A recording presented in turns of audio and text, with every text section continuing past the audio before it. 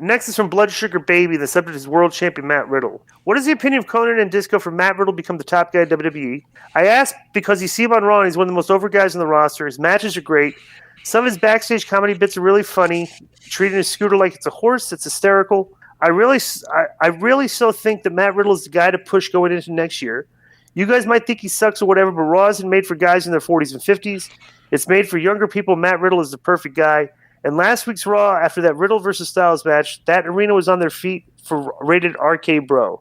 I don't know if the guys say that we think he sucks. When have we said that? I didn't say that. I just said I said his character's been really good. The only thing, my only criticism, and he's actually improved a bit, is that over the course of time, from when I first started watching his work, I didn't like his strikes.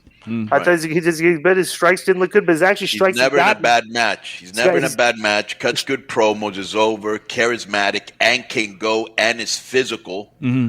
And he can sell and he sells like a top guy babyface too. Right, he sells very facial expressions. It's good. I am all in on Riddle. So it's believable to you to say, hey, 3 months down the road, they could main event a pay-per-view with Orton versus Riddle. Bro, the show is trending.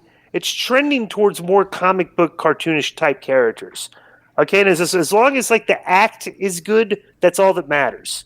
You know, if your act isn't good, it's like, you know, the thing that the world champion I've always thought should kind of like be like maybe the biggest guy with, you know, the most decent sized guy, the best person that has the best act. Mm-hmm. Like he's been pushed, he's been, you know, like everything you've given him over the course of time is getting over, and the fans are like, you know, you're giving the guy a lot to do, and he's nailing it, and the fans respond, and it's like, well, this is like we're watching the show, you know. You watch things on the show, things you like you can see Sami Zayn having a belt, you can see Riddle having a belt, you can see, of course, Roman Reigns and the Usos with the belts and stuff. You just see these acts, and like I said, this is a believable world champion because the guy's a very good entertainer. He's doing it well, and the people are buying it.